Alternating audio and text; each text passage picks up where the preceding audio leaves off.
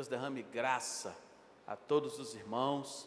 E Felipe chegou, não deve ter 3 ou 4 horas de lá, e já está aqui trabalhando, amém, trazendo para nós aquilo que Deus reservou para o nosso coração nessa noite. Vamos orar por ele?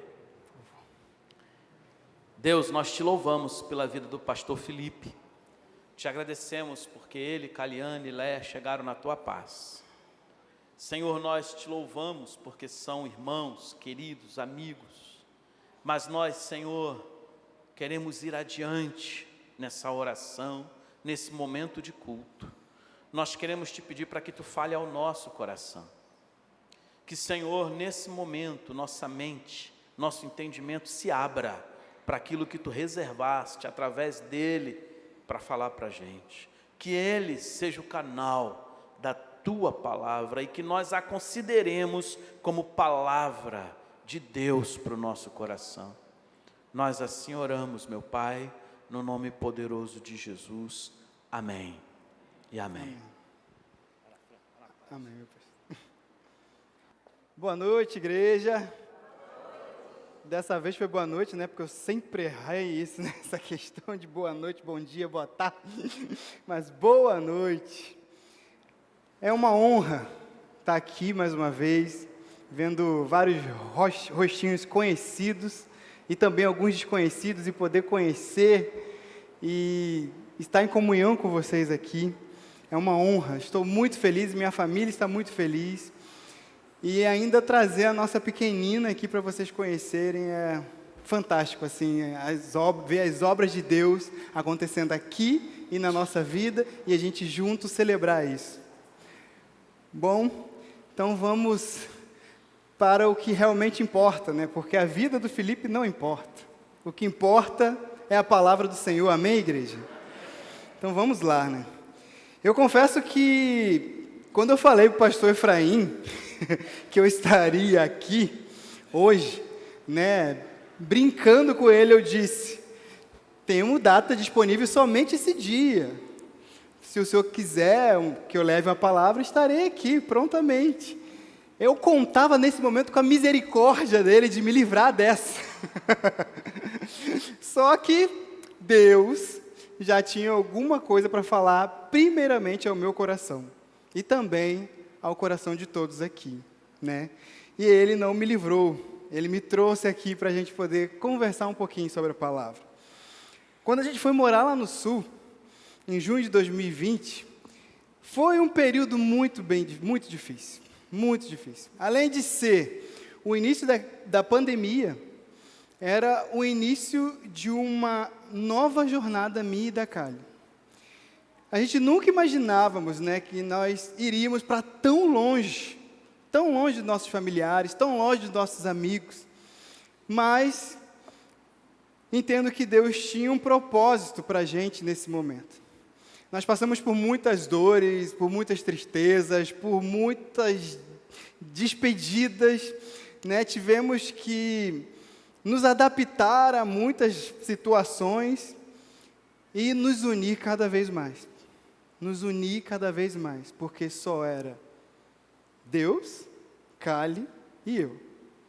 Somente nós três. Longe de todos vocês. Longe de quem a gente amava, longe de quem a gente cresceu junto, de quem a gente queria perto nesses momentos. Aí saímos daqui com muitos medos. Muitos medos. Mas Deus foi tão misericordioso, mas tão misericordioso, que Ele já estava preparando tudo para essa terra onde nós iríamos. Nós estávamos indo para uma terra fria, de um povo que tinha a fama de ser também frio, sem acolhimento, diferente de nós aqui que damos bom dia para cachorro passando na rua, perguntamos a vida toda na fila de um banco, né? Mas chegamos lá, encontramos de fato uma terra muito fria e gelada, só que com o povo foi uma coisa diferente. Com o povo, Deus nos mostrou algo diferente. Vemos que aquele povo, eles têm a fama de ser frio, mas tem um coração enorme e mole, e muito quente, muito quente. Tão quente que eles nos cuidaram como se fosse uma família, e têm nos cuidado como se fosse uma família. Tanto que quando a gente falou que nós viríamos ao Rio, toda vez que nós falamos que vamos vir aqui ao Rio, eles ficam cheios de medo e falam, vocês vão voltar, né? Vocês vão voltar. Por favor, não abandona a gente. Porque eles são um povo quente, um povo assim como vocês. Um povo amável, um povo que a gente sente falta, um povo que a gente quer estar perto, um povo que a gente sente que é uma ligação de alma. E o fato que, de tudo que nós temos vivido no Rio Grande do Sul, apesar de ter sido inicialmente com dores e vários ajustes, saída da zona de conforto, abandono de costumes, tudo tem nos feito crescer. Tudo tem nos feito crescer. Sentimos e vemos Deus trabalhando com muito cuidado, com muito amor em nossas vidas, para que a gente possa crescer nele. É tanto isso, né, que nós saímos daqui em 2 e voltamos em 3. É muito amor, é muita misericórdia do Senhor, para produzir crescimento na nossa família, crescimento de alegria. E é sobre isso que nós vamos falar essa noite. O amor que faz crescer.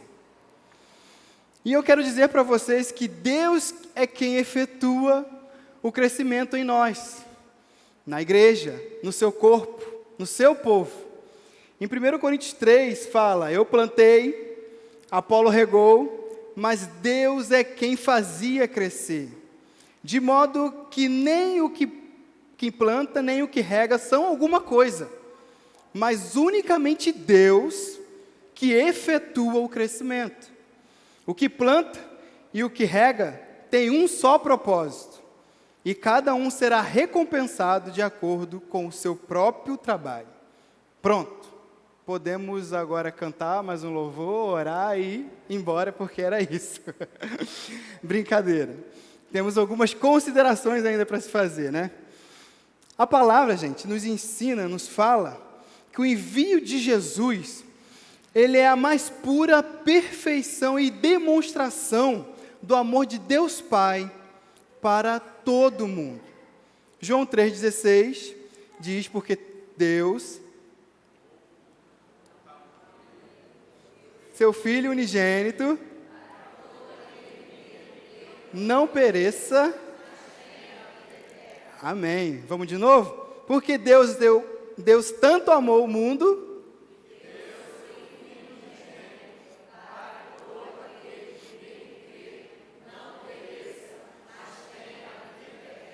Amém.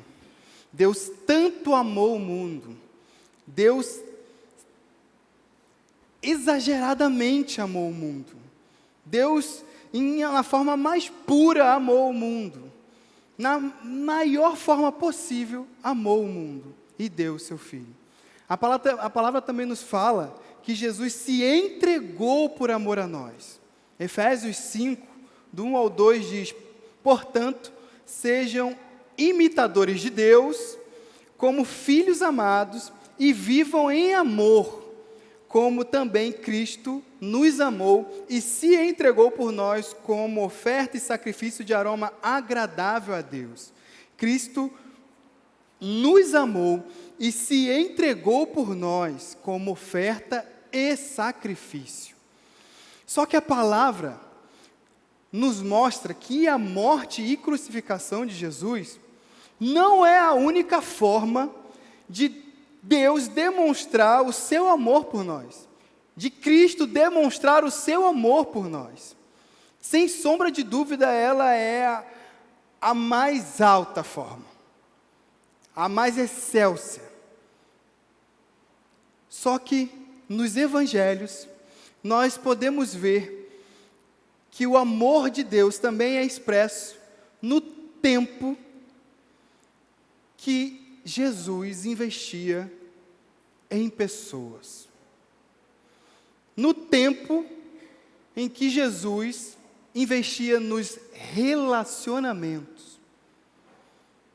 No tempo que Jesus investia ensinando o seu povo, na produção de crentes maduros e crescidos nele. Cada pessoa que ele encontrava, cada encontro, cada situação,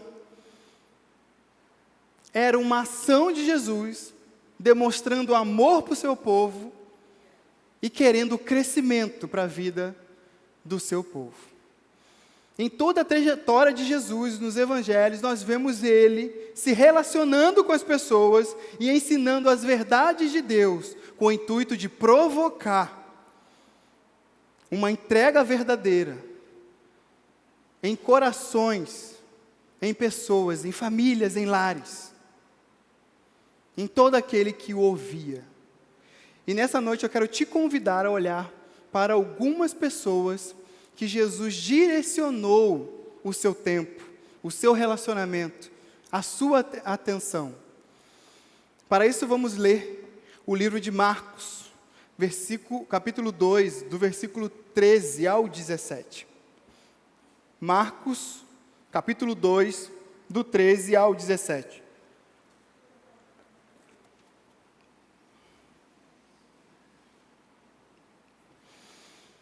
Mas antes eu quero voltar um pouquinho aqui com vocês. Eu quero falar sobre o verso do 1 ao 12. Só fazer um contexto aqui para vocês. Em Marcos, do 1 ao 12 ali, capítulo 2, versículo 1 ao 12, é relatado que Jesus está dentro de uma casa, em uma reunião, e ele estava ali dedicando toda a sua atenção a um grupo de pessoas, né, pessoas que estavam ali sedentas, querendo ouvi-lo, através do ensino. E em dado momento, um paralítico é colocado à sua frente pelo telhado. E Jesus mostra toda a sua misericórdia naquele momento, dando a esse homem a cura, não só a cura física, mas também o perdão de seus pecados. Neste momento, é percebida tamanha autoridade de Jesus, para com aqueles que estavam presentes ali. Eles ficaram espantados e admirados, e muitos ali glorificaram a Deus. Diante disso, vamos prosseguir agora no que a gente vai falar aqui. Nós vemos que Marcos, ele quer nos mostrar que Jesus ama as multidões, que Jesus amava as multidões e que Jesus ama as multidões. E para isso nós vamos ver o Marcos 2, versículo 13. Jesus saiu outra vez para a beira-mar. Uma grande multidão aproximou-se e ele começou a ensiná-los. Paramos por aí e vamos prosseguindo. A personalidade amável de Jesus, seus ensinos e obra, sempre atraíam as pessoas. E nesse encontro, elas se sentiam tão amadas, que elas cresciam como pessoa, que elas cresciam como ser humano, e elas queriam mais, e iam seguindo Jesus para ter mais crescimento, mais amor, mais da graça de Jesus. Então, as multidões cresciam e iam atrás de Jesus. E nesse momento, Jesus, preocupado com cada uma daquelas pessoas que estavam naquela casa antes, viu que aquele espaço já não cabia mais aquele grupo de pessoas. Ele poderia muito bem ignorar e continuar fazendo o que ele estava fazendo ali, mas não, ele se preocupou e foi para a beira-mar, um lugar mais amplo, onde ele poderia explicar e falar para cada aquelas pessoas, e elas todas pudessem ouvi-lo, e ter a oportunidade de acessar a graça de Deus, de crescer em Deus, de crescer em Jesus. E um fato interessante é que esse termo multidão, ele não especifica ou categoriza o tipo de pessoa que estava ali no meio. A Bíblia não fala quem é essa multidão. A Bíblia não relata ali, é fulano, esse clã, é clã tal, é família tal. Não fala isso. Sempre é relatado uma multidão. Um ajuntamento enorme de pessoas. E uma multidão pode ter pessoas de bom caráter. Pode ter pessoas de péssimo caráter. Pessoas mentirosas. Pessoas que, digamos, boas, com boas intenções, ou pessoas com más intenções. Pessoas de classes sociais diversas, ricos, pobres, possuidores ou não de uma moradia. Pessoas que talvez já haviam escutado algo sobre Deus, e pessoas que talvez nunca tinham ouvido falar de Deus.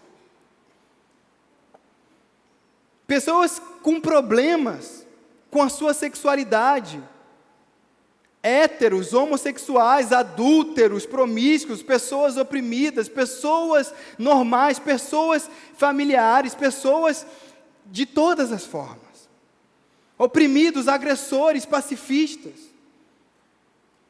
partidário ou não partidário. Muitas pessoas poderiam estar ali, assim como pessoas que são iguais a mim e iguais a você. Isso me lembra uma história de quando eu tinha os meus 14, 15 anos, aqui no bairro do Pilar, tinha acontecido um tiroteio ali para perto da minha casa, né? E aí, o bandido havia sido morto. E uma multidão passava na minha rua, para lá ver o bandido morto, ver o corpo lá estendido. E eu, no auge da minha curiosidade, junto com os meus amigos, entramos no meio dessa multidão e fomos em direção a esse caminho onde estava lá o morto. E para eu chegar até esse morto, eu tinha que passar em frente à casa dos meus tios, que vieram aqui agora, há pouco, Marildo e Vladimir. E eles estavam para dentro do portão. O portão deles tinha uma grade assim para cima, então dava para ver assim, né? E eu estava passando com meus amigos, e de repente, tu vai aonde? Aí eu vou ali, passa agora aqui para dentro de casa, anda, entra aqui, vamos embora. Aí entrei, levei aquela bronca, né? E me explicaram aqui naquele momento, né, por que eu não deveria ir naquele lugar. Primeiro porque os amigos do bandido poderiam vir se vingar. E quem estivesse naquele momento ia sobrar para aquele povo. E segundo que eu era um rapaz de 14, 15 anos, poderia ficar impressionado, segundo eles, né, e não dormir à noite, e tudo mais, né. Enfim, mas eles me deram belas razões naquele momento, e eu obedeci e não fui. Então, eu quero falar que, nesse momento, os meus tios, eles foram representação de Jesus, para a minha vida. Eles produziram em mim crescimento naquele momento. Eu nunca mais olhei uma multidão indo para um mesmo lugar, para ver alguma coisa da mesma forma, sempre agora com receio. O que será que pode estar acontecendo? Coloca ou não a minha vida em risco ir para lá? Devo ou não devo ir? Então eles foram um canal da graça de Deus naquele momento para me livrar talvez de um algo pior. E aí eu quero que vocês pensem agora, quantas e quantas pessoas que por amor investiu tempo em sua vida, te orientando, trazendo crescimento para a sua vida, e foram usadas por Deus para te livrar de algo pior. Quantas e quantas pessoas te deram conselho, te deram ali uma palavra, te deram ali uma sabedoria vinda totalmente do alto, que lá na frente, você viu que aquilo ali fez todo sentido para a sua vida, produziu em você crescimento. O amor daquela pessoa em gastar tempo com você, produziu em você crescimento para a vida. Amém, igreja? E a Bíblia nos mostra que Jesus sempre está investindo esse tempo com pessoas. Ela nos mostra que Ele não estava muito preocupado com o tipo de situação pecaminosa em que essas pessoas que o seguiam viviam. Onde Ele estava, sempre havia esperança de um novo começo. E ali as multidões encontravam alívio para os seus fardos, cura para as suas enfermidades e perdão para os seus pecados. Jesus tinha em mente que, independente do problema que cada uma dessas pessoas carregavam, elas eram merecedoras do amor e atenção dele. E ele estava ali, presente, para suprir essa necessidade. Independente dele conhecer a vida daquela pessoa e saber que talvez aquela pessoa seja uma preguiçosa, seja uma desinteressada, seja alguém que já se foi investido muito na vida daquela pessoa e ela não toma jeito. Independente disso, Jesus estava no meio daquela multidão, oferecendo o tempo todo oportunidade de crescimento. Oportunidade de crescimento. Esperança.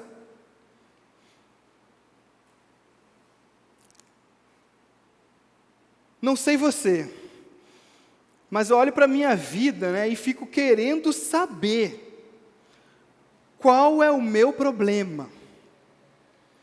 Qual é o meu problema que eu não consigo, assim como Jesus e seus discípulos, atrair multidões? Na realidade, o meu questionamento nem é por multidões, mas talvez abrir a boca para falar do amor de Jesus, que impactou a minha vida, que me fez crescer, para um estranho que seja, às vezes por um familiar meu. Eu tenho esse problema. Às vezes, a gente tem pessoas que aparecem do nosso lado que necessitam de ouvir alguma coisa, uma palavra vinda de Deus, para que ela também tenha essa oportunidade que eu tive de um dia crescer. E às vezes eu me calo, deixo passar essa oportunidade. E para crescer a minha indignação com essa minha carência, espero que cresça a sua indignação também. Vemos no decorrer da história, os discípulos sempre envolvidos com pessoas ao seu redor. Pedro pregou cerca de 3.000 pessoas, em Atos 3. E mais tarde, cerca de 1.000 pessoas em Atos 4. Temos Paulo pregando para milhares no Areópago, em Atenas, em Atos 17. Temos Billy Graham pregando para o Maracanã aqui, lotado, onde aconteceram conversões em massa. E eu olho essas coisas e pergunto, qual é o meu problema? Ou eu vim com defeito, ou eu caí e quebrei no meio do caminho, não é possível. Porque uma coisa é inegável, o mesmo Espírito, o mesmíssimo Espírito que agiu nessa galera, é o Espírito que age na minha vida, e que age na sua vida também. O mesmo Espírito que ressuscitou Jesus, é o mesmo Espírito que hoje está no seu coração, na sua vida, te chamando, te clamando, querendo que você cresça nele. É o mesmo Espírito. Então, o que acontece comigo? O que acontece com a gente? Será falta de amor? Será que a base, o início ali, um pouco atrás, para que eu seja usado, eu preciso mais amor, me encher de mais amor? Será falta de zelo? Será falta de prioridade? De olhar as coisas de Deus, a Bíblia, a palavra, e falar, não, isso é primário na minha vida. o restante Deus vai acrescentando, o restante Deus vai abençoando. Será preconceito? Será que eu olho para os meus irmãos e julgo ele não ser merecedor dessa transformação que Cristo fez em minha vida? Será que eu faço esse tipo de julgamento? Será o meu egoísmo? Será que eu sou tão egoísta que eu não quero dividir nada disso? Não quero talvez ceder um incômodo meu para que um irmão tenha transformação? O que está acontecendo comigo? Eu me questiono. Que eu não cumpro o ID, como Jesus pede que eu cumpra, para o crescimento da igreja, do reino. Temos que nos preocupar urgentemente com isso, queridos. Sabemos que as multidões daquela época tinham algumas restrições de pessoas que não poderiam estar ali naquele tempo, no meio daquelas pessoas. Pessoas impuras, pessoas vistas pela sociedade como indignas de conviverem com todos eles, e se algum deles estivesse convivendo ou chegasse perto, poderia, também trazer impureza para a sua vida. E aí eles não poderiam estar ali. E prosseguindo agora aqui para o verso 14, Marcos vai falar exatamente de um povo desse, de um povo que não poderia estar ali. Marcos agora ele vem falar para a gente sobre o amor de Jesus, que também se demonstra de forma específica. Primeiro de uma forma generalizada através das multidões, mas agora de forma específica. Marcos ele vem nos mostrar que Jesus ama os marginalizados, os desprezados, aqueles que todos abandonam, aqueles que estão à margem, que estão longe. E no verso 14 e 15 diz: passando por ali, viu Levi, filho de Alfeu, sentado na coletoria, e disse-lhe: siga-me. Levi levantou-se e o seguiu. Durante uma refeição, na casa de Levi, muitos publicanos e pecadores estavam comendo com Jesus e seus discípulos, pois havia muitos que o seguiam. Aqui nesses dois versos, vemos Jesus direcionando agora a sua atenção e seu amor, agora para os publicanos e cobradores de impostos, pecadores. E aqui a palavra pecadores, ela é usada de uma forma irônica, no sentido de pessoas não religiosas, no contexto judaico, Ou seja, aqueles que não observavam as leis judaicas. E por fim, Jesus estava ali também, com esse povo e os seus discípulos.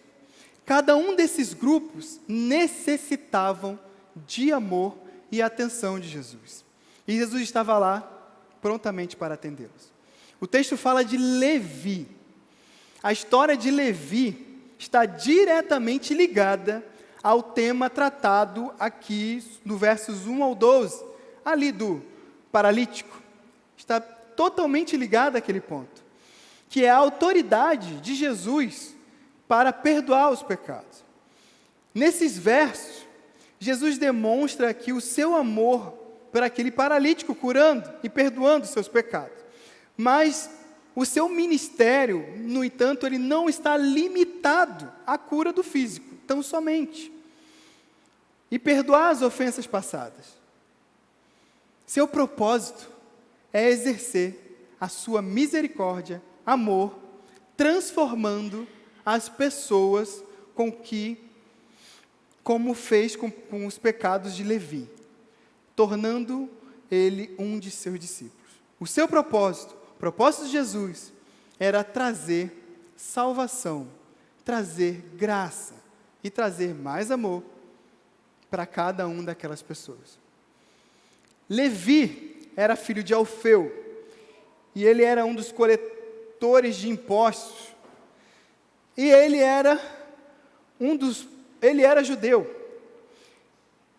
só que ele era tido como um traidor, porque ele cedeu a Roma e foi abusar do seu povo, foi ali trazer dor para o seu povo, gerar sofrimento com o seu povo, coletando e abusando daquele povo, dos impostos dele.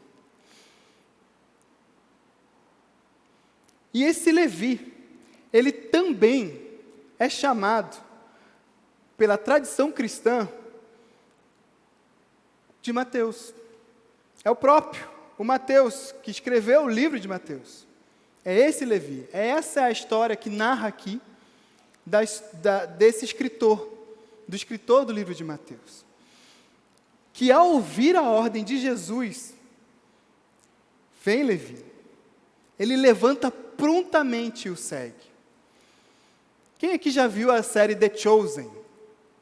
Os Escolhidos?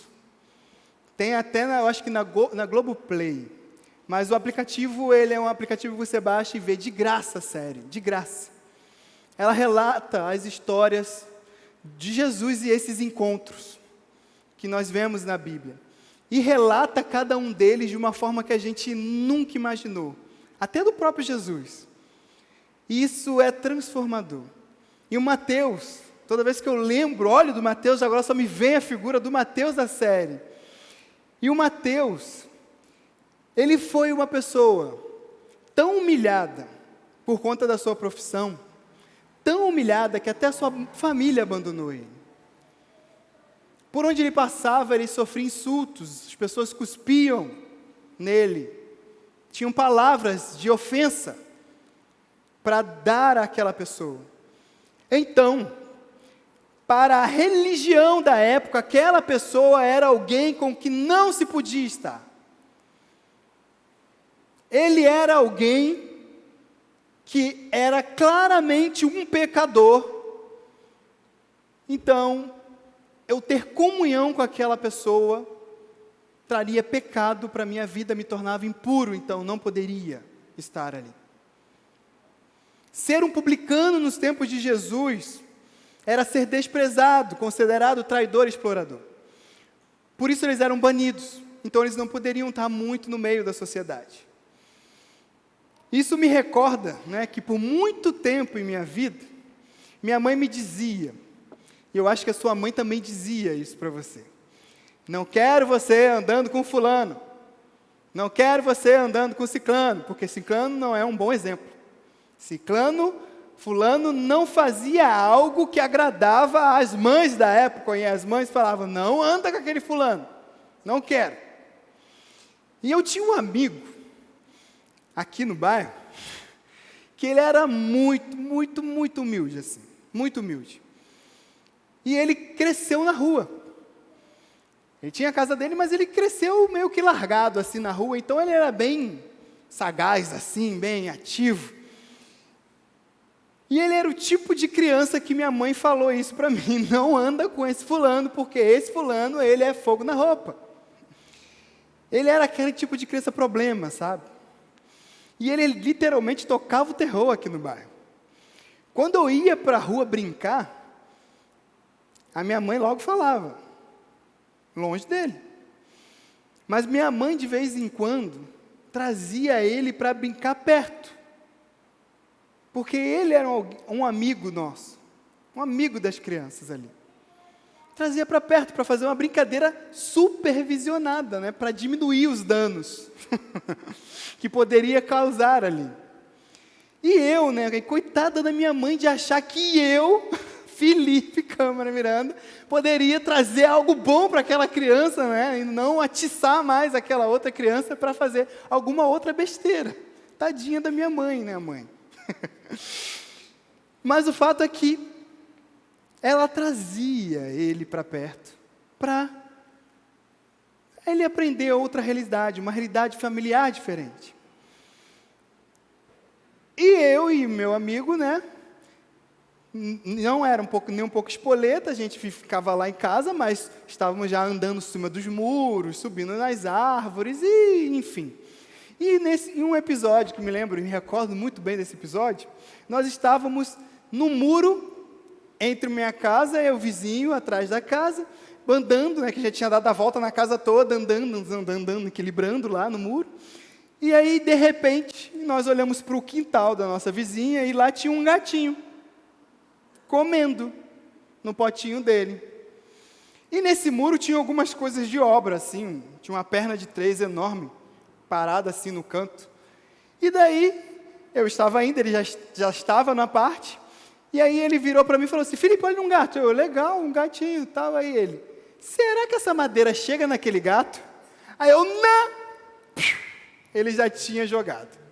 A perna de 3 caiu em cima do gato, e depois ele saiu correndo, foi-se embora para a rua, para a casa dele, e eu que ouvi toda a briga lá, e toda a fúria da minha mãe de ter praticamente assassinado o gato da vizinha, né? Hoje esse meu amigo, ele é uma bênção do Senhor. Uma bênção de fato. Deus usa ele pra caramba. Muito, não é, mãe? Minha mãe sabe, minha mãe lembrou da história. Mas se alguma coisa que minha mãe fez naquele momento, de trazer ele para perto, de talvez cuidar um pouquinho, ele marcou a vida daquele garoto, e que hoje ele é alguém transformado, alguém crescido, eu não sei, mas eu acho que esse é o papel da gente. Essa atitude da minha mãe me ensinou muita coisa. Esse é o papel da gente. Se eu quero que pessoas sejam transformadas, se eu quero que a igreja cresça, se eu quero contribuir para o reino de Deus, como eu afasto pessoas? Como eu não estou perto de pessoas que têm problemas, assim como eu? Como eu julgo que o meu problema, os meus pecados, as minhas dificuldades são menores daquela que aquela outra pessoa vive, e eu me afasto e ignoro e deixo aquela pessoa para lá? Como eu faço isso? A atitude da minha mãe me fez entender que eu não posso jamais desprezar, seja qualquer pessoa. E vendo Jesus aqui, trazendo para perto pecadores, pessoas que eram marginalizadas, jogadas para as traças,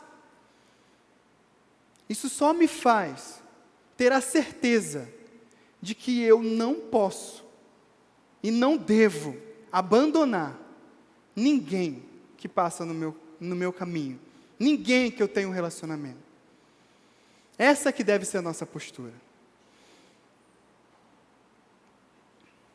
No verso 15, vemos Jesus tão pouco preocupado com a sua reputação, que ele já está fazendo aqui uma refeição na casa de Mateus, já está sentado à mesa de Mateus, que todo mundo via como um pecador. Para a época, receber alguém à mesa era algo especialmente significativo, querido. As pessoas só levavam pessoas para sentar em sua mesa, em sua casa, pessoas que eram selecionadas, pessoas que não tinham nenhum tipo de problema na sociedade. E elas levavam isso muito a sério. Eram extremamente seletivas quanto a isso, quanto aos seus convidados. Pois a presença daquela pessoa no seu lar, ou você no lar de uma outra pessoa, sentado à mesa, emitia uma mensagem. Seja um sinal de paz, ou de guerra, confiança ou até anistia. Uma pessoa religiosa, ela deveria evitar comer com um não religioso, porque ela poderia se tornar impuro. Ao chamar Mateus para ser um de seus discípulos, Jesus estava trazendo um problema para si. Pois aos olhos de muitos, essa atitude o desqualificava como mestre, como Messias, como filho de Deus. na série The Chosen, eles relatam isso de uma forma tão bonita assim de ver, que deixa a gente chateado, mas aos poucos vai ganhando a gente. Que Mateus, até pelos discípulos, ele era desprezado. Até os discípulos, com a sua alma judaica, tinha no coração que Mateus era um traidor, e estava andando ali com Jesus, mas era traidor. Até os da casa. Até os que estavam com Jesus, os discípulos de Jesus, aqueles que ele levantou para liderar a sua igreja, olhava para Mateus e falava: eu não gosto dele, eu não quero ele aqui. Feriam Mateus. Tinham palavras pesadas para cima de Mateus. Até os de casa. Até aquele a qual ele faz parte agora, o grupo dele, os discípulos, faziam isso. E sentar à mesa, quando os fariseus olharam Jesus sentado à mesa de Mateus, fariseus, já o nome já significava separação, né? Eles tinham a visão de que Deus era santo, totalmente santo, separado de pecadores, que não poderia ter contato com nenhum pecador. E assim eles esperavam que o Messias fosse separado, e não um cara que estava sentando com pecadores. Jesus, no entanto, ele cruza essas barreiras para levar as boas novas e demonstrar o amor redentor de Deus para esses pecadores, trazendo eles para a comunidade da salvação. Mas os efeitos desse incidente não foram favoráveis para a reputação de Jesus. Além de amigo dos cobradores de impostos e pecador, ele também foi chamado de glutão e beberrão. E ainda apontavam para Jesus e perseguiam ele.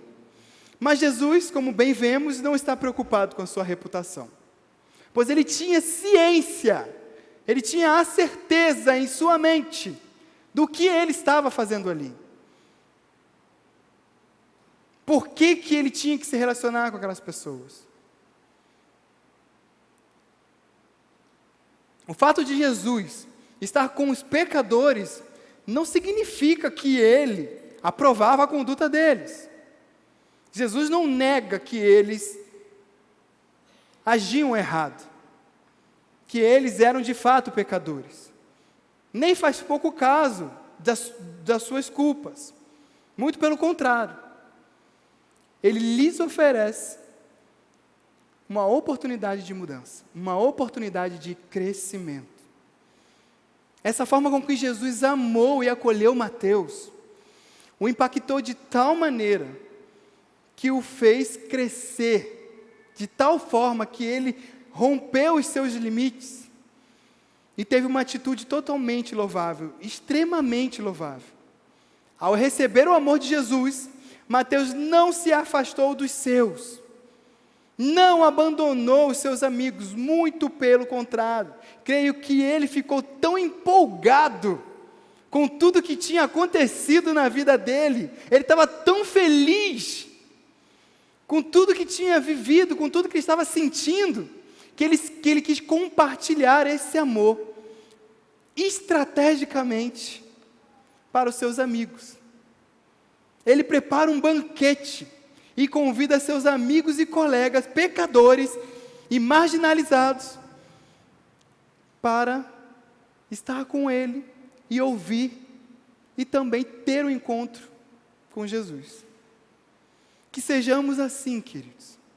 Que a nossa conversão, que tudo que aconteceu contigo lá no início da sua trajetória cristã, te motive de tal forma a olhar para cada perdido hoje, para cada pessoa que não está ligada diretamente com Deus, e que você possa olhar e falar assim: não, essa pessoa precisa receber esse amor, essa dádiva, essa graça que eu recebi, essa transformação, esse crescimento. Que a sua fé inicial seja o sustento da sua fé na sua jornada. E que isso produza cada vez mais amor na sua vida. Amém, queridos? Que a nossa conversão venha produzir ânimo e alegria em cada um de nós, ao ponto de olharmos estrategicamente para as situações que temos ao nosso redor, para os relacionamentos que nós temos, e oferecer crescimento para essas pessoas. Prosseguindo para o verso 16 e último, 16, 17, Marcos nos mostra que Jesus, ele ama os necessitados. Quando os mestres da lei, que eram fariseus, o viram comendo com pecadores e publicanos, perguntaram aos discípulos de Jesus: por que ele come com publicanos e pecadores? Ouvindo isso, Jesus lhe disse: não são os que têm saúde que precisam de médico, mas sim os doentes. Eu não vim para chamar justos, mas pecadores. Os fariseus, de certa forma, eram seguidores de Jesus. E eu acho que eles tinham uma atitude louvável, digamos assim, até certo ponto, que era de querer saber, querer contestar, querer identificar algo que para ele era estranho, que para ele era um erro, e ele ir atrás para corrigir, de certa forma. Essa atitude dos fariseus até aí é louvável. Eu e você temos que ter isso. Eu e você temos que olhar dessa forma. Quando vermos alguém falando em nome de Deus, coisas monstruosas que causam cada vez mais divisão no reino. Quando vemos alguém falando em nome de Deus, coisas que afastam e magoam e machucam pessoas, nós temos que ir atrás e questionar essas pessoas. Nós temos que ir a fundo, com toda a força, e falar: não, peraí, a palavra não diz isso. A palavra diz outra coisa. Jesus não diz isso. Jesus diz outra coisa.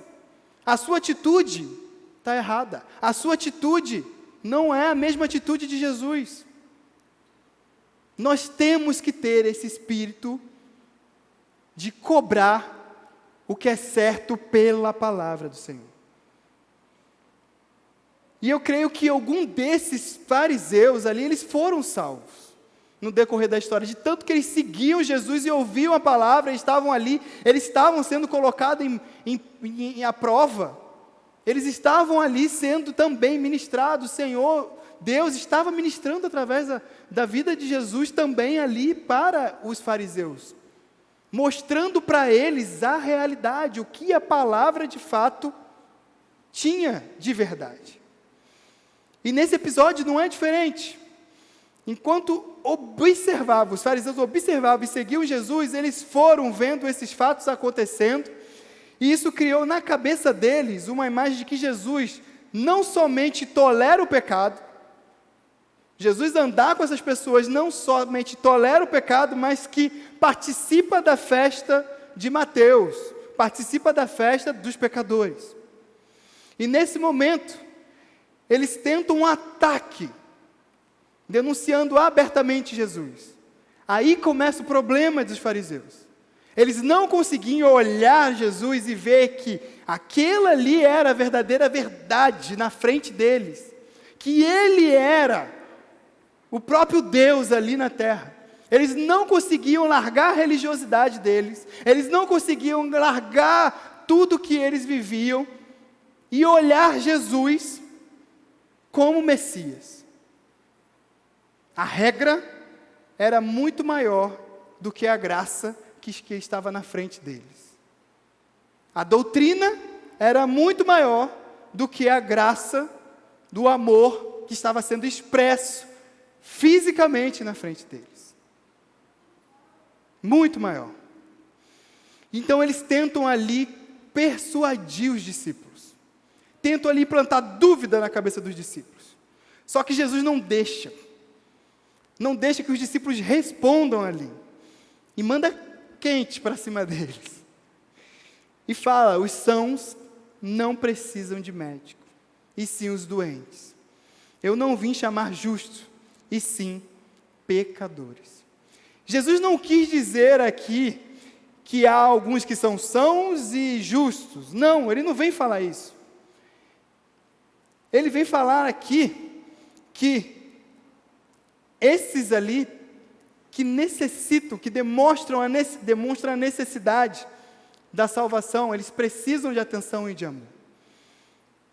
Ele não vem falar isso sobre que há pessoas muito boas na face da terra, então não precisam de mim. Até mesmo porque, um pouquinho à frente na história, em Romanos 3, 23, diz que todos pecaram e destituídos estão da glória de Deus. Então Jesus entendia que todos eram pecadores. A realidade é que os escribas e os fariseus se consideravam sãos e bons aos olhos de Deus. Mas, na verdade, eles estavam tão necessitados da salvação quanto os publicanos. Por conta disso, podemos dizer que a condição deles era muito pior do que a dos publicanos. Pois sua justiça própria não os deixava admitir o quanto eles precisavam daquela ajuda que somente Jesus poderia lhes oferecer. Não importa quão boa seja a avaliação que nós temos de nós. Não importa quão alta esteja a nossa autoestima diante disso. Eu sou um cara muito legal. Não importa. Somos totalmente carentes e dependentes do amor, da graça de Deus. Tanto quanto todos os pecadores que nós pudermos pensar agora nesse momento. O próprio apóstolo Paulo, em 1 Timóteo 1,15 reconhece o seu estado pecaminoso. Ele fala, Cristo Jesus veio ao mundo para salvar os pecadores, dos quais eu sou o pior. Se Paulo é o pior, quem sou eu na fila do pão? Quem sou eu? Então Jesus deixa claro aqui que só uma pessoa doente procura o médico. Só os que reconhecem que estão doentes e pecadores têm consciência da necessidade de cura, de salvação e de crescimento. Mateus precisava de um médico tanto quanto o paralítico, tanto quanto as multidões que seguiam Jesus, tanto quanto os amigos e publicanos e pecadores de Mateus, tanto quanto os discípulos de Jesus, tanto quanto os fariseus e os escribas, tanto quanto eu e você. Nesses versos, Marcos ele mostra que Jesus ama a pessoa comum, tão desprezada por outro, quanto qualquer outra pessoa. Ele chama homens e mulheres a se arrepender e a crer, oferecendo-lhe perdão, comunhão à mesa, e tudo aquilo que podemos ler ali nos evangelhos. Os exemplos de Jesus, de quebrar as barreiras, ele trouxe uma mensagem clara às igrejas de hoje, desse tempo, como devem ser os nossos relacionamentos hoje, com cristãos, gentios, judeus, entre cristãos e não cristãos, e nos dá um exemplo prático para como hoje devemos agir com cada um deles. Ele ama quem reconhece que necessita dele, até mesmo quem não reconhece, ele também ama. Ele promove crescimento a quem se abre ao seu amor, e segue e ouve os seus ensinamentos. Para finalizar, querido, peço que a gente fique de pé.